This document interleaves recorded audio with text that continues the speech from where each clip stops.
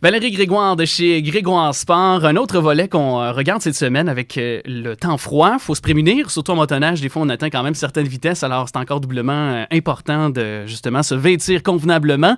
Valérie, salut! Bonjour Alex. Merci encore une fois d'être bien présente. Et là, je le déclarais publiquement sur les ondes du M103.5 lors de la dernière chronique. Tu es l'expert dans toute la Naudière en vêtements. Effectivement, Alex, c'est ma spécialité. Et là, justement, pour les vêtements de motoneige, quelle est la question que vous faites poser le plus souvent quand on va vous voir chez Grégoire Sport?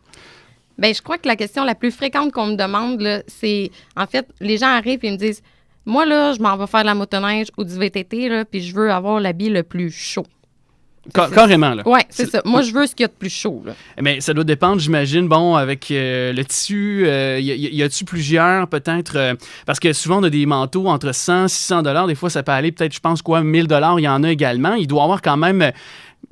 c'est représentatif de quelque chose, ça. Oui, effectivement, il y en a pour tous les goûts, il y en a de tous les prix, mais les prix varient selon, effectivement, les qualités puis les technicalités aussi de chaque vêtement. Donc, tout dépendamment du tissu, de l'aération qu'on a dans notre vêtement, c'est ce qui fait que le prix va varier beaucoup, là. C'est ce que aussi je demande aux gens quand on choisit un habit pour une personne. Souvent, je vais demander ce que la personne fait pour pouvoir vraiment l'adapter à ce qu'elle va avoir de besoin. Tu sais, je ne vendrai pas un habit de 1000 $ si la personne n'en a pas besoin. Vraiment, je vais y aller avec ses besoins. Ses besoins. Parce que si la personne, par exemple, fait de la motoneige un petit peu plus sportive, avec plus de rapidité, ça fait du hors-piste, justement, j'imagine que en ce sens-là, tu vas lui donner des options, là. Oui, effectivement. Si la personne fait du hors-piste, elle n'aura vraiment pas besoin du même habit que la personne qui va faire seulement du sentier, là. OK. Souvent, là, si la personne fait du sentier, ça va être un habit qui va être plus chaude, qui va être plus isolé, qui va avoir différentes couches, qui va pouvoir s'enlever du vêtement. Une veste qui va dézipper du manteau avec des ventilations et tout ça, mais qui va vraiment donner une chaleur pour la personne qui va être en sentier, qui, quand on roule avec le facteur vent et tout ça, on a vraiment besoin d'avoir quelque chose qui nous isole puis qui nous coupe du vent.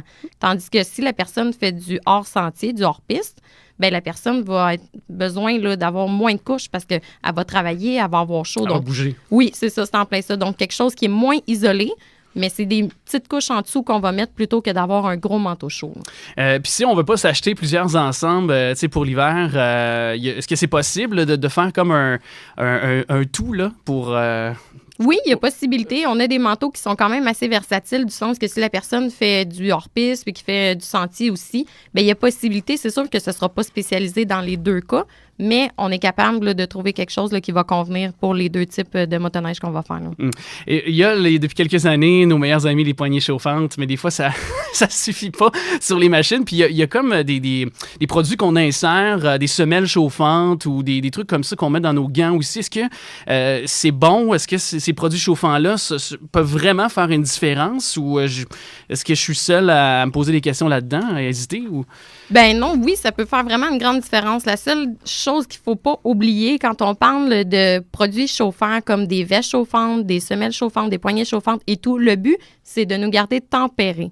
C'est vraiment là qu'on soit une température constante. C'est pas de nous donner une chaleur extrême parce qu'en ce moment... Tu sais, si on se garde quelque chose là, qui va nous dire « OK, moi, je le mets à high, puis moi, je vais avoir chaud. » Bien, c'est parce que, oui, tu vas avoir chaud, mais tu vas transpirer. Puis là, à ce moment-là... Ben, tu ne seras pas bien, tu ne sentiras pas bien. C'est ça, c'est en plein ça. Là, c'est là que le froid va rentrer, puis c'est là que tu vas commencer à geler, puis que là, ben, tu vas dire « Ben finalement, mes semelles chauffantes, tu ne chauffes pas tant que ça. » Ben oui, ils chauffent, mais c'est parce que tu les as mis au maximum, puis là, ils ne peuvent plus là, t'amener autant de chaleur que tu espérais. Fait que le but, c'est toujours de les garder à température constante pour nous garder confortables. Parce que...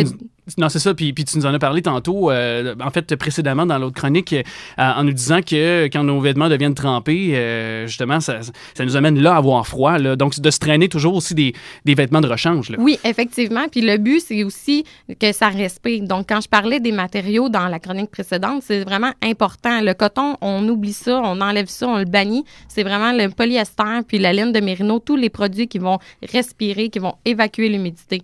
Donc, quand on n'a pas d'humidité, là, après ça, c'est plus facile de garder notre chaleur. Valérie, merci. Mais ça fait plaisir.